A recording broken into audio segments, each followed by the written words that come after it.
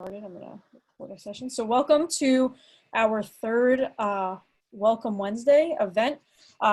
Today we are going to talk about involvement, what it looks like on our campus, some opportunities that we have, and ways that you can get involved. So if you were just on our Instagram Live, we were joined by two of our student ambassadors, Timothy Ramos and Puma Grant, who shared their experiences about getting involved, what they're involved in, kind of how they navigated that as students. So as I have said in the past, for those of you who joined, I am Trish Lemmerman. I am the Director of Student Affairs and Community Engagement, oversee new student orientation, new student programming, our co-curricular programming that occurs on campus, anything that happens outside of the classroom as well. Justin and I oversee all of that programming, career programming, your program advisors that you'll be assigned later this summer. I'm joined today by Justin Zgombic, who is our student affairs counselor. So I work directly with him, and he can talk a little bit about some of the things he specifically oversees. Yeah, well, first of all, hello, everybody. Welcome to the third Welcome Wednesday. Hopefully you've been enjoying them so far. I think they're great. I do watch and listen on my own. I don't necessarily come in, but I've been seeing, I see a lot of familiar faces that do have their camera on. Like Trish said, her and I work closely together, making sure the co-curricular programming and event logistics are 100% good to go for everything that needs to be done. Additionally, I work heavily with our students that seek accommodations, as well as social media functions. If you're not following us on our pages, please do. It's important to us because we did mention in the Instagram that that's a great way for information to get out. So if you're not already following us, it's at FDU Pharmacy at all of our socials, and that's a good way for you to connect with us. Absolutely. So I want to start off first before we kick off and start talking about what we have to be involved in. I'm going to launch a poll. You should get a notification. Just go ahead and answer some questions. I want to get a sense of where your involvement is, what you have done in the past at your previous institutions, whether that was at an undergraduate or graduate level. I'll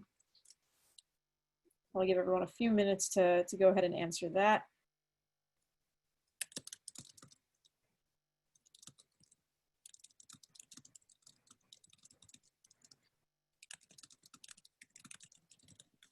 I just want to get a sense of kind of where everyone's involvement level has been. So it seems, I know some people are still responding. So 67% of you were involved, but 77% of you did not hold a position. So awesome. So then I'm going to add one more poll. I just want to see what your plans are for this semester. So how involved do you want to get this semester? What is your feeling? I know it's still a little far out, but just thinking about your pharmacy career and how you want to start off your program. You're not offending me if you pick that you don't want to be involved at all. I want to know truly where you lie.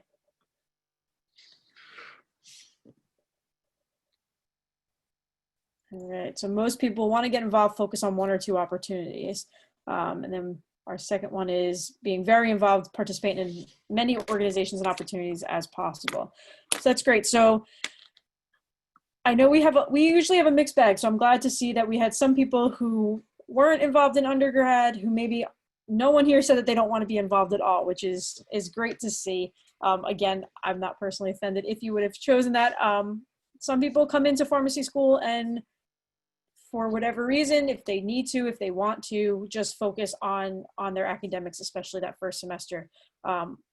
Personally, I think it's important to get involved, at least to some aspect. So thank you for answering those. We wanted to make this a little bit more interactive, let you have a voice and share some of that. So I think for us, what we want to do today is just talk about some of those ways that you can get involved, because it's not just student organizations. I think we focus a lot on student organizations, but we have a lot of different opportunities and ways that you can get involved.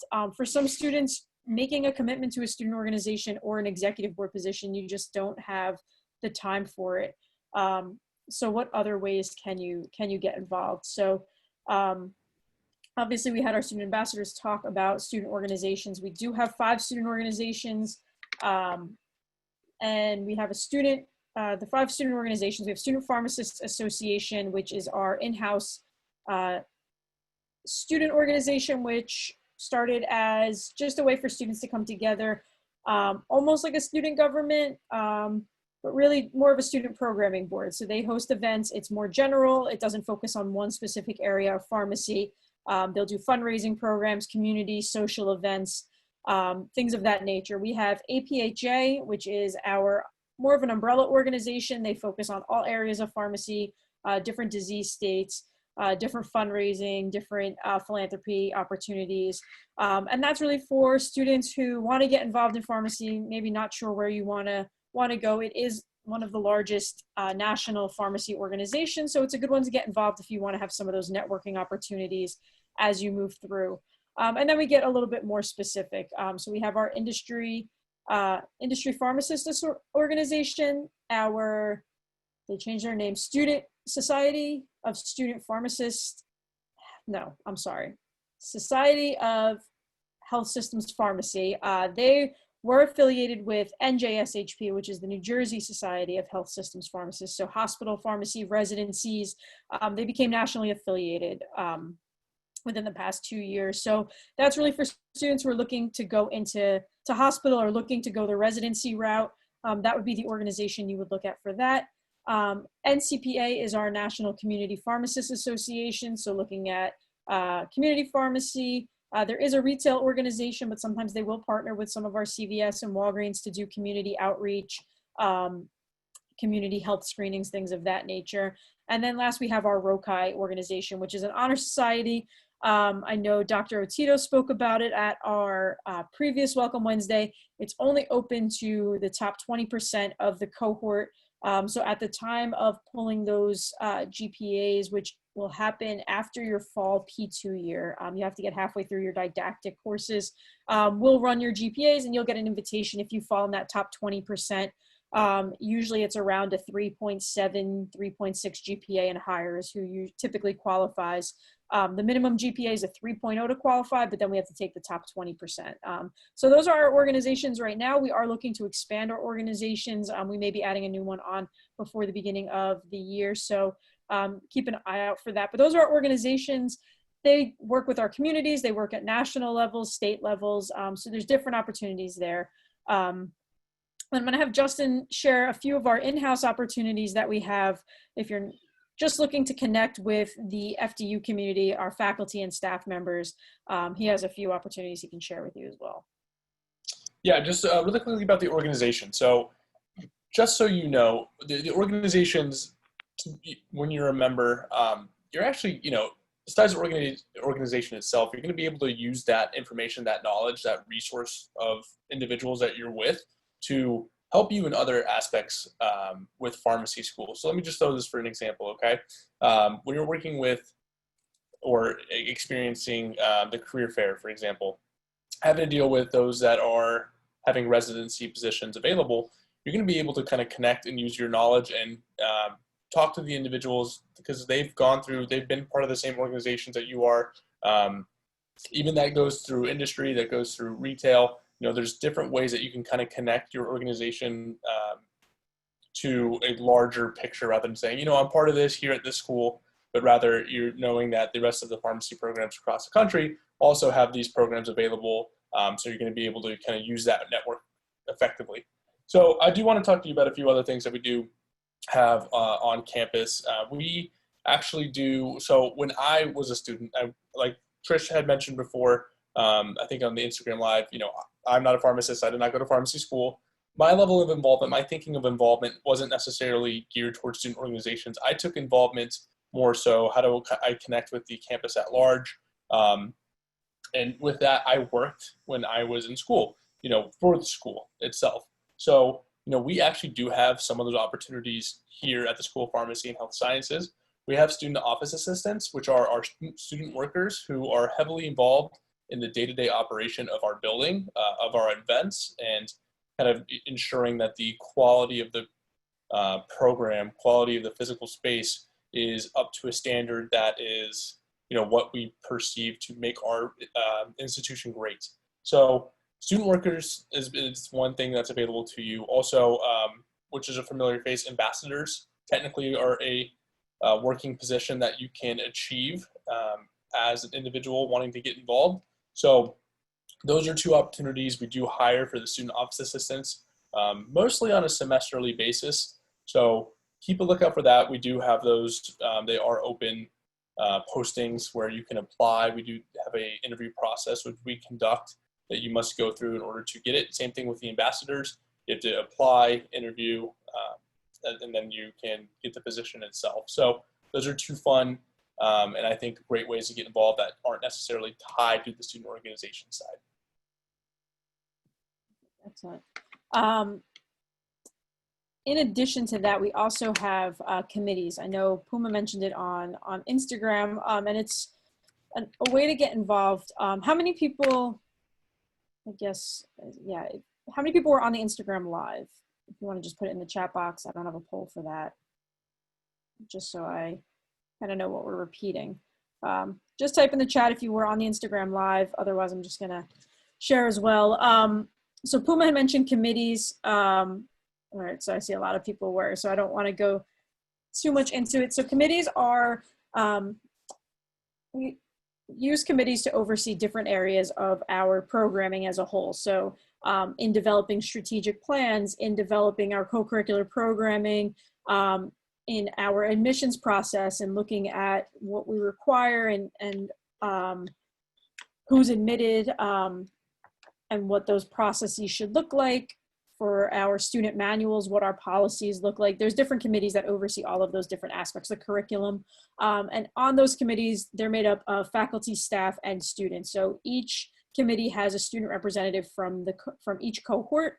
So that's another way to get involved and be able to connect with faculty and staff and be the student voice for those committees. So each of those committees typically meets monthly, whether it's virtual, in person, and they'll go over different things. So I know on different committees, students have voting privileges. For the co-curricular committee, they'll oversee our programming, help us make decisions on which programming we should include, what categories, what domains they should be mapped to. Curriculum students get a voice in the policies that are being passed about your curriculum, and which courses are being added or changed, what syllabi look like. So students are involved in all of those decisions. So it's a way to get involved. So you will get an application typically goes out, I believe, in January for a call for new student representatives. For P1 students, that may go out a little earlier to get you involved even sooner. So keep an eye out for that. That's a great way that I think we often overlook advertising and talking about with students, but it's a great way. There's minimal for you to do outside of the classroom and outside of those meetings. So it doesn't require too much commitment on your part aside from monthly meetings, maybe reading some emails, reviewing some documents, but it's not too overwhelming. And it's a great way you're sitting on a panel in board meetings with faculty and staff members. So it's a great way to start that networking.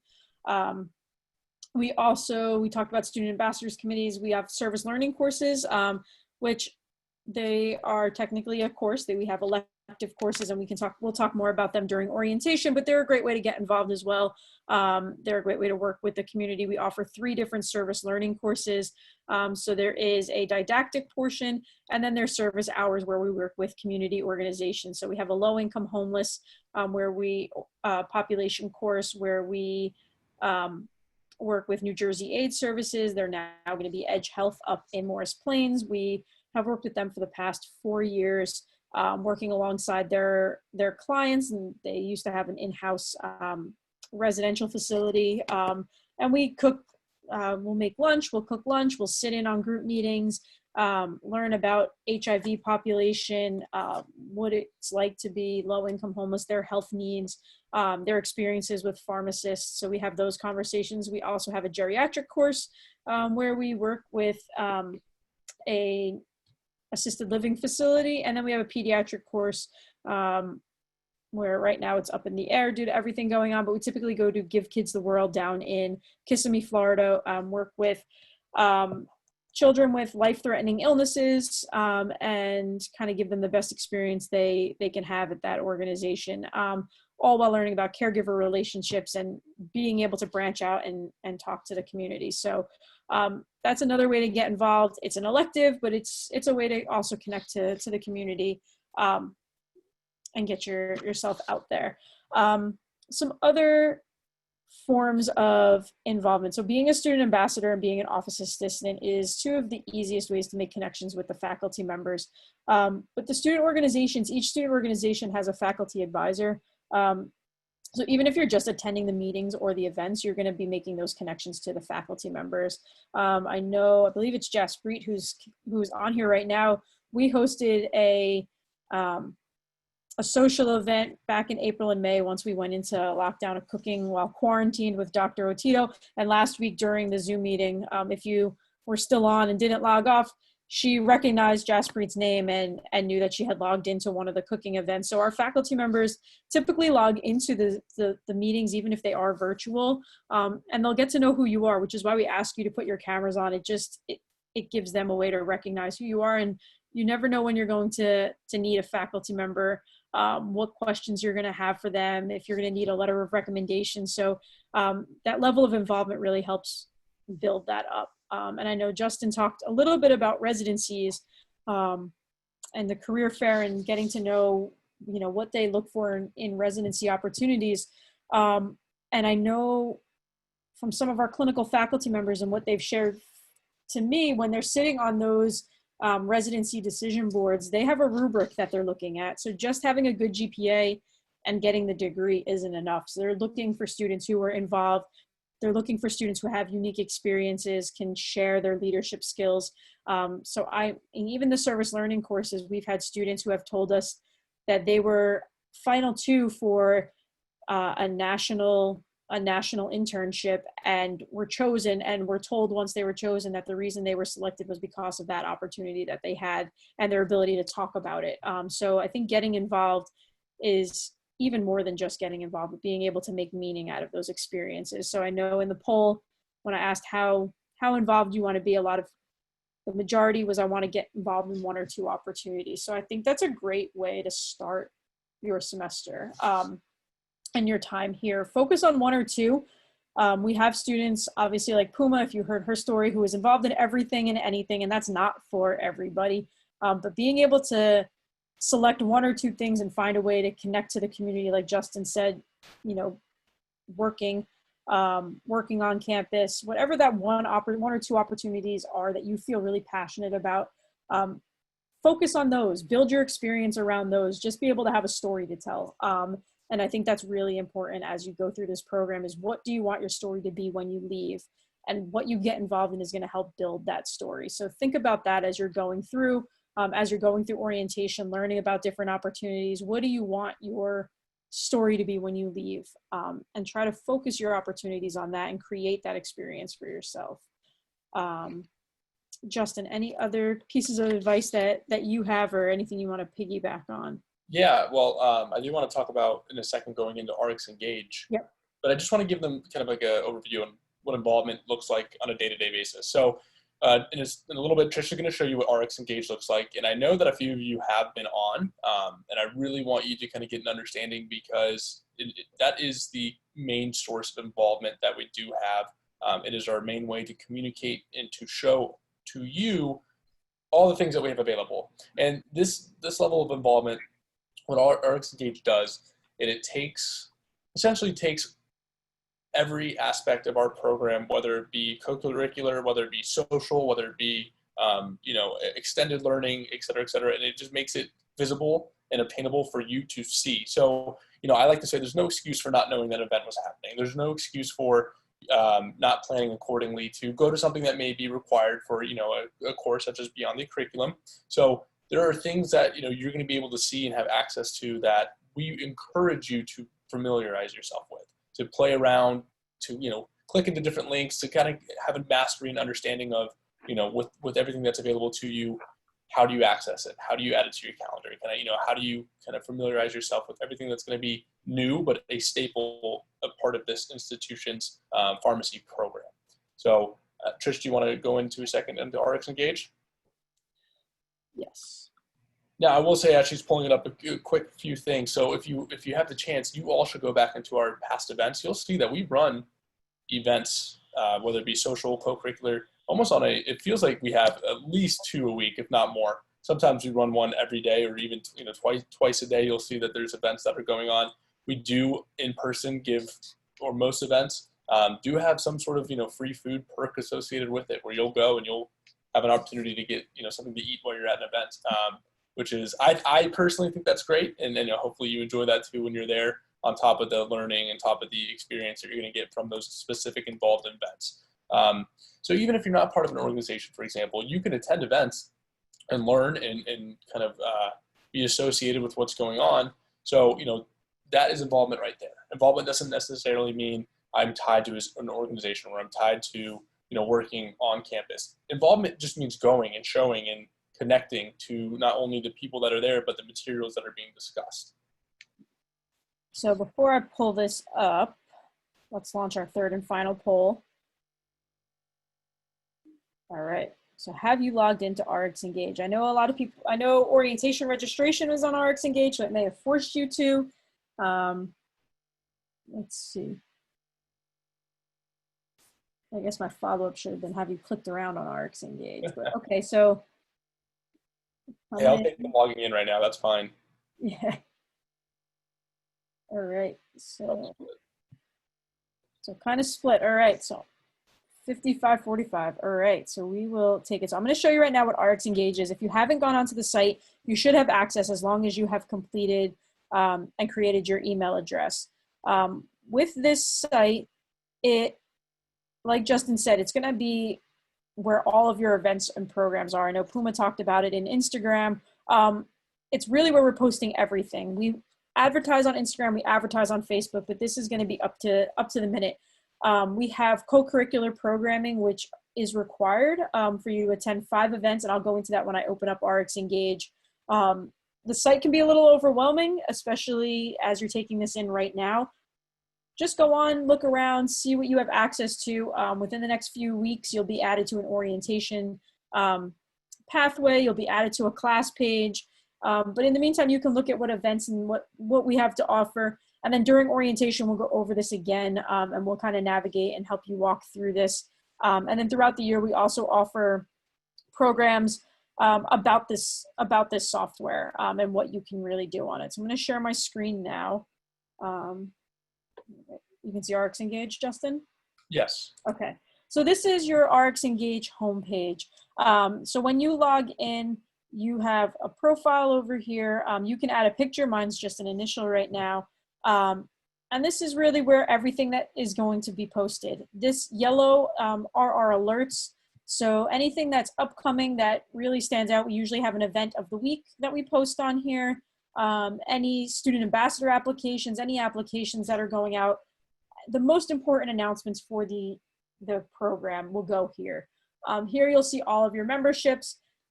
I create the website, so I have to be a member of every organization. So you'll see that here. And then you'll also see all of the upcoming events.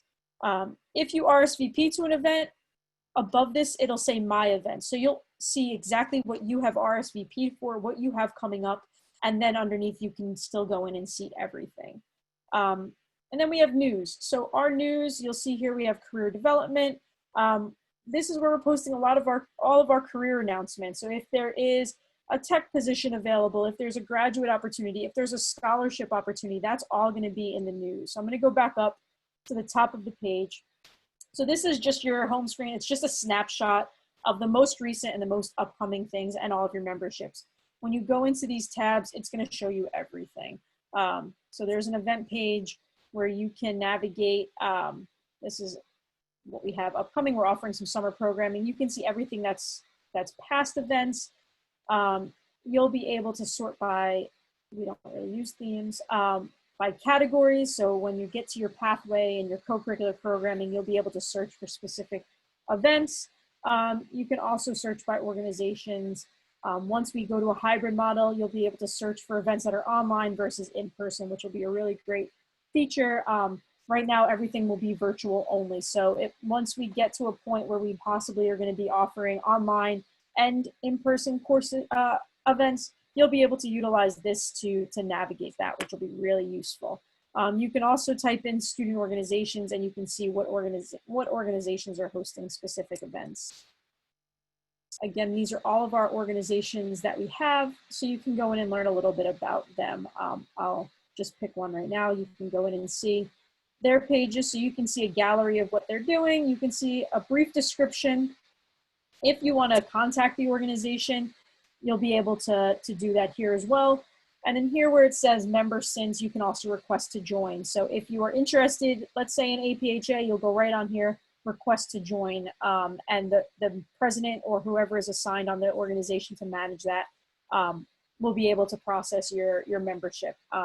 Otherwise, if you have any questions for the specific organizations, if you want to know if you have to require how much your membership dues are, your chapter meetings, they'll be posting all that information here. But if you have a specific question, you can contact them through here. The news tab, like I mentioned before, it's a lot of our career development. You can scroll through though, and if you type in, let's say scholarship, it'll pull up, you'll see we have a red logo for scholarships. So any scholarships that are passed along to us, although they're not FDU scholarships, we will advertise them to you. So there are tons of scholarships out there for pharmacy students for different reasons. We post them all on here, and it's a way for you to be able to hopefully limit some of your costs associated with this degree. So we'll post those on here. So we have scholarships, we have faculty accomplishments that we'll post on here pretty regularly as well. So this is our news. We really focus on career development here and any internship opportunities or residency opportunities, and you'll see that you can type in keywords and pull them up, or you can just search through and it'll be from the most recent on. And then I know some people have navigated and found our forms tab. Some of them are open. So this is any form that we have that's open to the community that we may be looking for. So faculty and staff have an engagement form. So if we ask you to fill out a form, this is where you go to do that. So that is about the homepage and the tabs. The other big piece that we utilize this software for is our pathways. So rewind, I'm going to talk, before I go to pathways, the co-curricular transcript. So when we're talking about getting involved, managing your involvement, being able to really market yourself, the co-curricular transcript on here is going to catalog everything that you've ever participated in. So it has all of your student organizations. Again, I'm a part of everything, so I'll scroll down a bit. Any event that you've gone to, and you can go ahead and personalize this as much as you want. So let's say you don't want the Naplex game was just a competition. It wasn't something that you want to have on here. You don't really want to, if you're going to print this out, you don't want to have it showcased on here. You can go ahead and hide that event. It disappears. You can move things up and down. So let's say you are applying for, well, you can move it up and down. I don't know if it's, oh yeah, there it goes. I keep moving them back and forth. So let's say you're applying for a position that is specializing with LGBTQ patient care. So you really want that to be focused on here. You want to give this to a supplement to your resume. You can move this up and down and manipulate this however you want. And then you can print it out and we have a little header on here and it prints it out in a pretty easy to read format. Again, you can hide as much as you want. Your class page might be something you want to hide. You don't need everyone to know that. So that is a pretty cool feature on here. This way you don't have to remember what you were involved in. It'll give you specific dates of when you joined, when you held positions, when those positions ended. So as you're building out your resume, if for some reason you decide to wait until your P3 year to fill out your resume and then can't remember what you got involved in your P1 year, it'll all be cataloged in here so that you can go back and you can add and pick and choose what you want to add to your resume or your CV. So this is a great feature, especially for going back and kind of building that experience and that story that I talked about.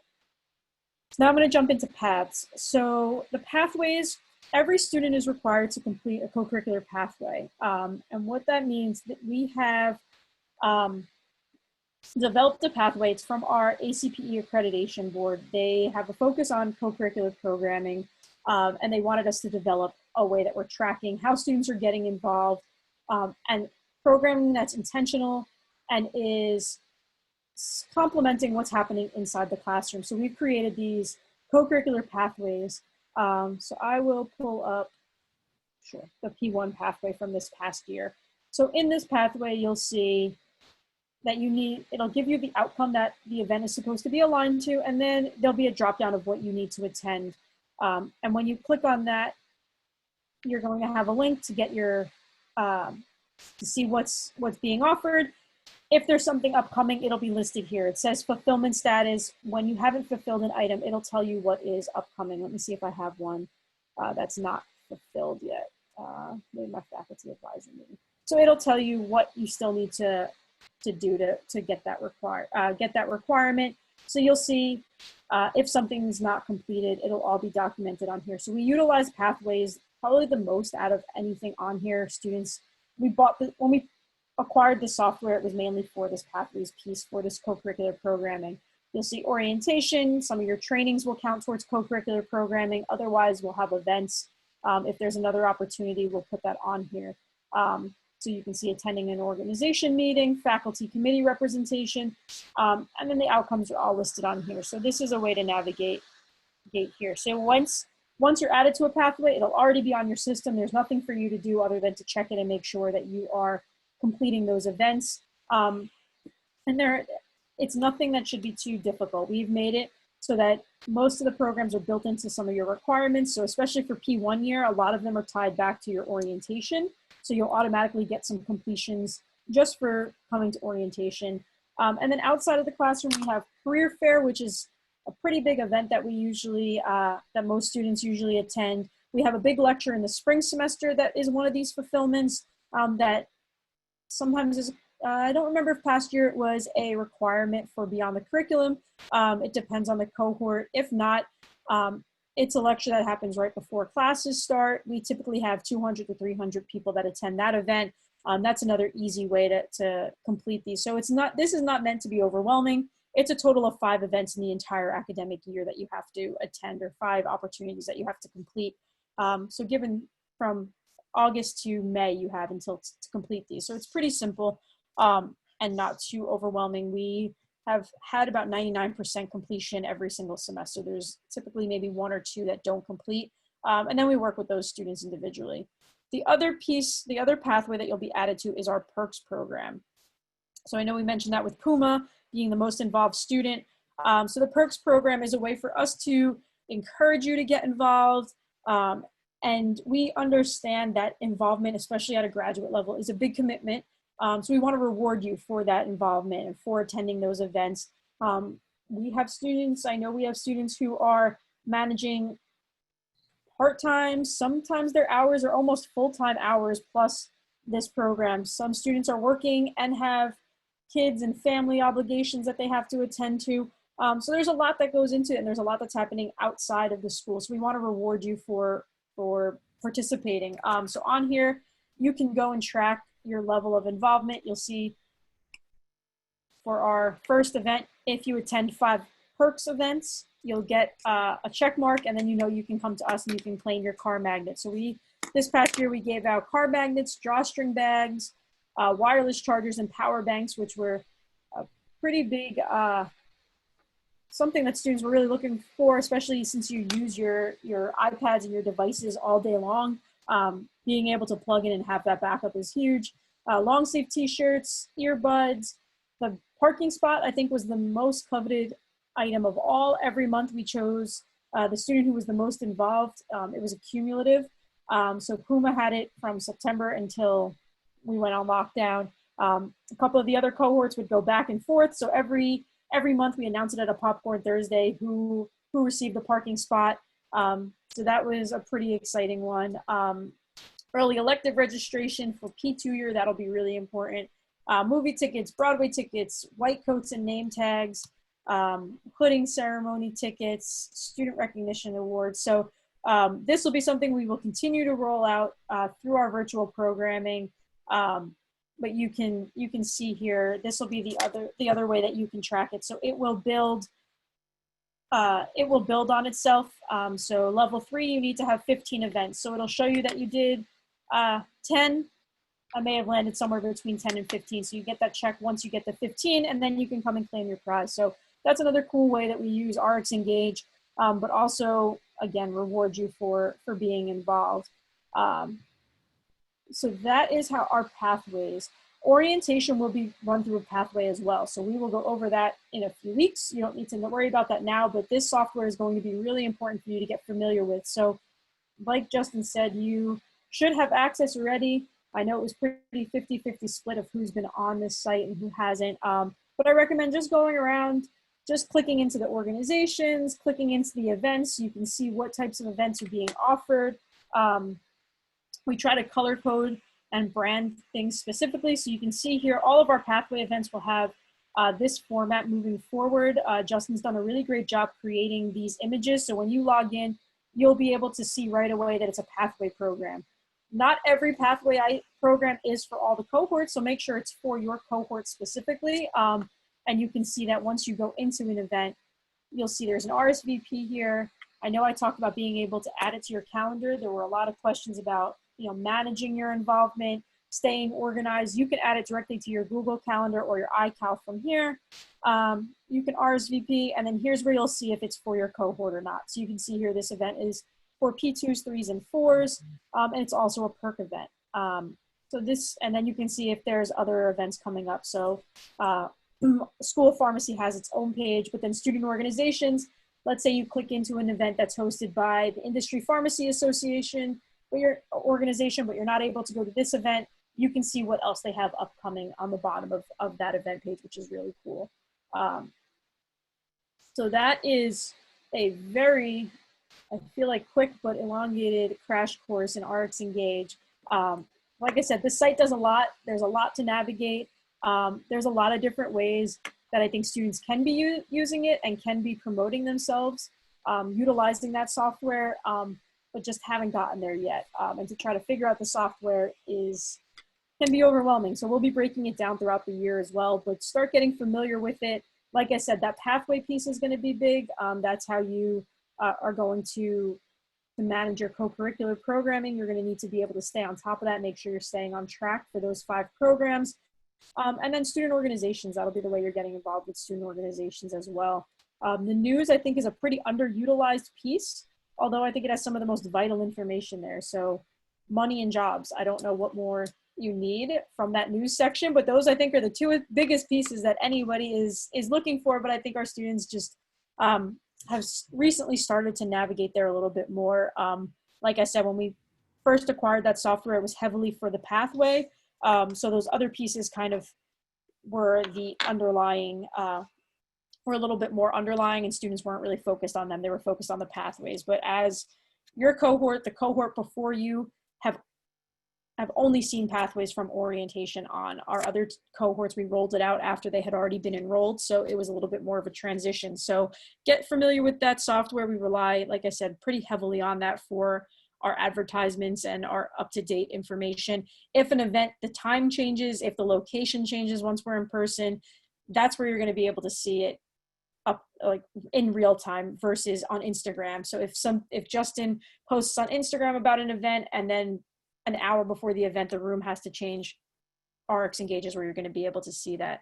And I know Puma, who's on the call right now, also mentioned in Instagram, there is an app that you can download called Cork, C-O-R-Q, and that you'll see just pretty much the event calendar and the organization. So you'll be able to message the organizations through there, see that basic information about the organizations, but the all the events, the RSVP, and your upcoming calendar, you can navigate that all through the app. So most people, I won't say all people, because I know we've had students, and I've had students even in when we went virtual in my first year class, have smartphones, I would assume, but I know some students don't. I had a first year student who did not have a smartphone and didn't have access to certain platforms that we were using. So if you do have a smartphone, definitely download Cork. I know Puma is writing in the chat that Cork is great.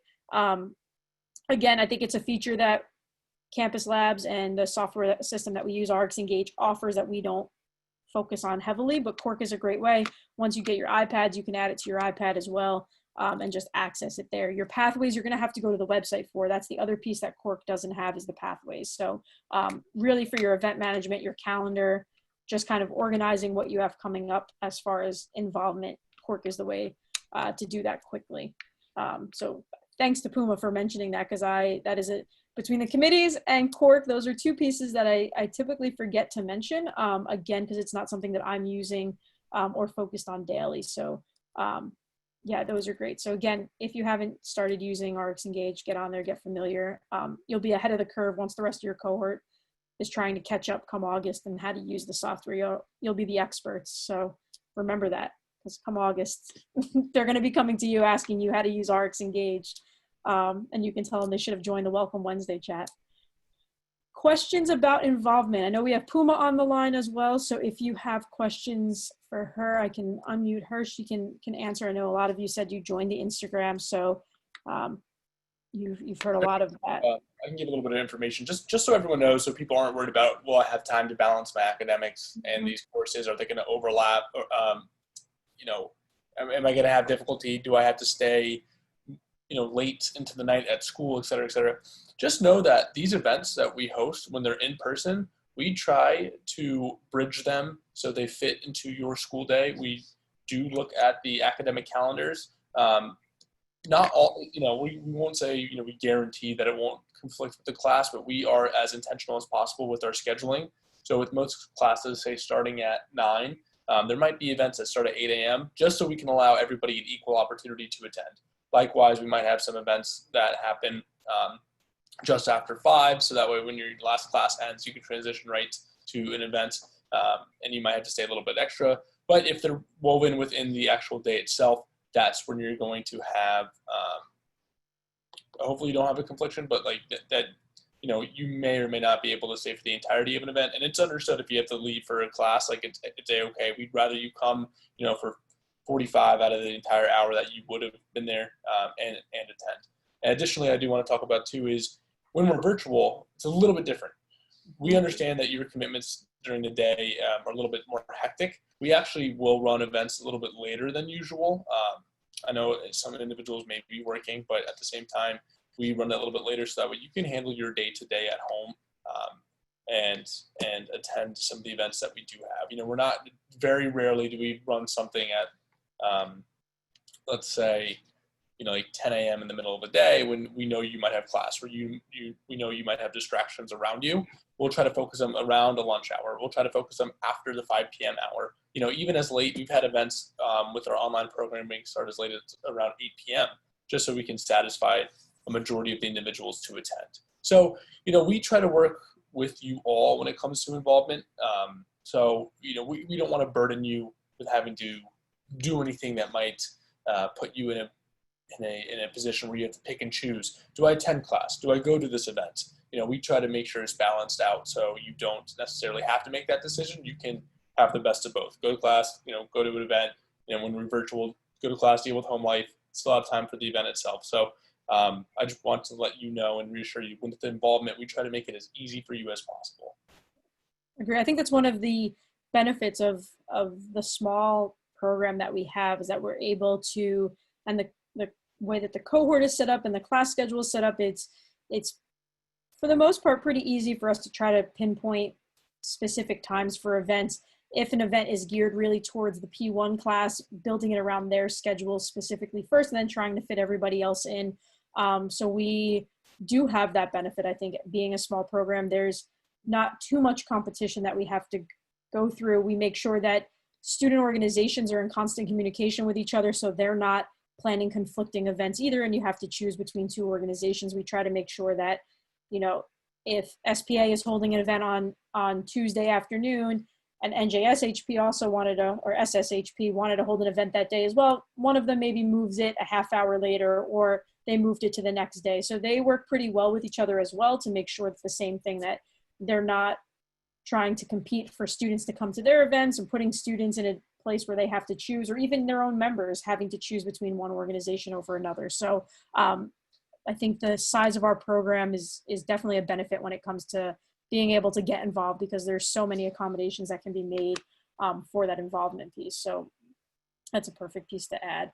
The other piece I want to add is just as we move virtual, in addition to the academically focused and the pharmacy focused programming, Justin and I will continue to host social events. So one of the biggest pieces that I'm sure if you talk to any of our students, faculty, staff, you'll hear them talk about our community. And that's one of the, probably my favorite pieces of this program is our community that we have. There's great communication between our faculty and staff. I think it's also very rare for an academic program to have staff members that are working so closely and to be able to be in constant collaboration. Our students are really involved, and we have community events. I know you all had your Popcorn Thursday last week with the deans. That's a tradition. We have a community pizza where our faculty and staff members serve pizza to the students and just have conversations once a month with the students. We do ice cream events, small social events, just to kind of forget for a minute about the stress of pharmacy school and everything else that's going on, and just enjoy each other's companies, get to know each other's stories. So Justin and I are continuing to develop programs and trying to develop programs that will give you those opportunities to take a break from everything that's going on, the stress of everything, and just relax and try to just take a mental health break, if you will. Last semester, once we went virtual, we offered online fitness programs. We had a live Zumba instructor. Justin had some pre-recorded workouts that, you know, he showed and shared his screen. You didn't have to have your camera on to do the workouts. We're not going to require you to have your camera on while you're doing that, but it was just a great way to, we usually did those typically either in the morning or the end of the day, just to kind of start your day off and do those. We put out a programming survey. I think we had about 70 respondents who gave us their opinions on dates, everything from dates, times, types of programs they want to see, what they didn't like, what they did like, what they would be most likely to attend. So Justin and I are using that data to try to build out our programming for the fall and for the remainder of the academic year, but utilizing that to really tailor it to what students are looking for. Like Puma mentioned, that Cooking with Dr. Otito, Cooking While Quarantined, was a really pretty popular event that students joined, some with their families, just to get involved. And again, it was just something fun to do. So in addition to the academic, building your career story, building yourself as a student pharmacist, we do offer some of those social events. And that's another good way to get involved and just have a conversation with your faculty members and your staff members. They all have really awesome stories too. And it's just a matter of taking the time out to talk to them. That's one of the things I love about my service learning courses and some of the student organizations, getting to know the students personally, getting to know what they have, you know, where they came from, what their story was, how did they end up at FDU, and what are they doing outside of the classroom. You know, we've had students who have really long commutes, or who came from other countries and are now here, or are the first ones in their families to go to college and are now navigating a doctorate program by themselves. So I wouldn't know those stories without these involvement opportunities and without those social pieces that we offer to get to know students. So take advantage of them. The faculty members and staff members are taking their time out of their day because they want to have those conversations. So don't be intimidated to just, you know, ask someone how their day is going. In the virtual setting, it obviously makes it a little bit more challenging, but just showing up and logging in shows people that you're interested. There's always a chat feature. And once the semester starts, I know for the student affairs staff, we hold daily office hours. And then for faculty members, if they should have posted virtual office hours. Otherwise, you can always reach out and request, you know, a time to meet, but have those conversations. You know, if you went to Dr. O's cooking event, ask if you can stop in or drop into her office hours and just say, hey, you know, I made that meal the other day. It was great. It's just a little bit more of a personal touch and builds a great relationship with your faculty members. And it just does a little bit more of the work that you're going to have to do once you get back to campus. So get involved. Being virtual is going to make it more difficult. I know Justin and I have these conversations pretty regularly. We've spent the summer researching virtual involvement, student engagement, virtual student engagement. So we understand the challenge already of navigating pharmacy, the doctorate pharmacy program, and then wanting to get involved as well. So come to events. Like we said, we are trying to tailor them as much as possible to student schedules.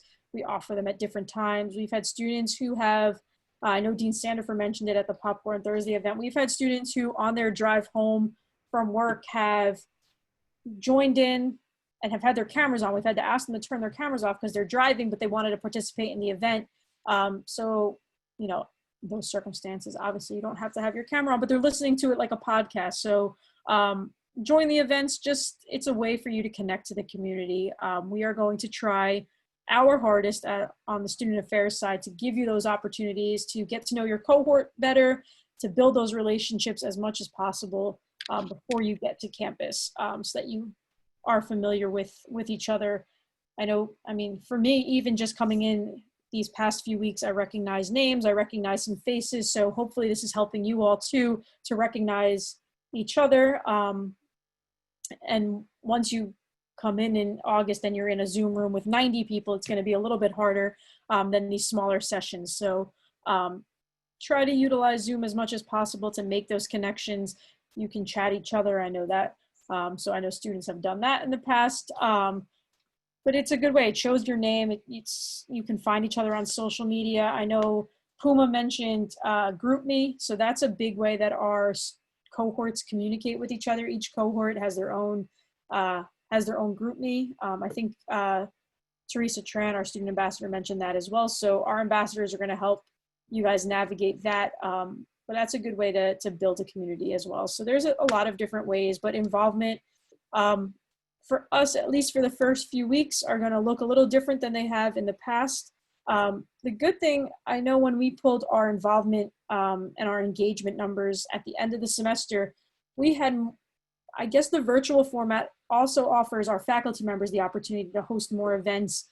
And it makes it easier for them to not have to be at home already and to be able to host events or to run different co-curricular programs. But we had almost a third of our programming for the year, I think, was offered just in end of March through April. So in a month and a half, we offered almost double what we had offered in the beginning of the semester, and almost a third of our whole academic year programming was offered virtually. So, and the number of students that participated skyrocketed because it just makes it a little bit easier. So the opportunities are there, the involvement is there. It's just a matter of putting yourself out there and making the most of it. So like I said earlier, utilize this time to figure out what you want your story to be and how you want to build that. But it being virtual is going to make it difficult, but we're here to help you, guide you through that and to create the best possible experience. So let us know what you want. If there's something that you have a friend or somebody else that's going to a different pharmacy program, or you've seen, if you went on an interview at another pharmacy program, if there's an opportunity that you've seen or of, or something that you're interested in, that you want to start or you want us to explore, let Justin or I know. We're open. Again, it's a perk of having such a small program where we're willing to explore different ideas. Like I said, we have a student organization that I think we're going to be starting up in September. So that announcement will come out. And I've had students come to me with a couple of different ideas of programs and events that they wanted to start. The service learning classes actually came from student feedback. Students wanted more interaction with patient populations, so we developed those courses from that feedback. So please let us know if there's something you want to get involved in that we're not offering, or you have an idea, let us know, and we are more than happy to explore it. It helps us anyway. It's easier for us to plan for things that you actually want to participate in, rather than us, again, like Justin said, like I said, neither of us are trained pharmacists. We did not go to pharmacy school. We both have backgrounds in higher education. So it helps us to know what you really want to get out of this experience. It helps us to develop our programming, but only you can help us guide that. So please let us know. We're very open. And like I said, we will both have office hours come this semester. And we're we're both pretty accessible via email as well. So I know some of you have emailed me different questions, have reached out, have sent me questions for the upcoming session. So please continue to do so, and hopefully we can guide you. At least you have two familiar faces when you come in that you can always go to with any questions or concerns that you have. Any last minute questions about involvement? You guys have been pretty quiet today. There haven't been many questions. Usually we get one or two. No. Justin, any last pieces, anything? I feel like we've covered a lot. We've covered a lot more than I anticipated covering. You'll be introduced more and more to this as we approach the semester. A lot of it was overwhelming.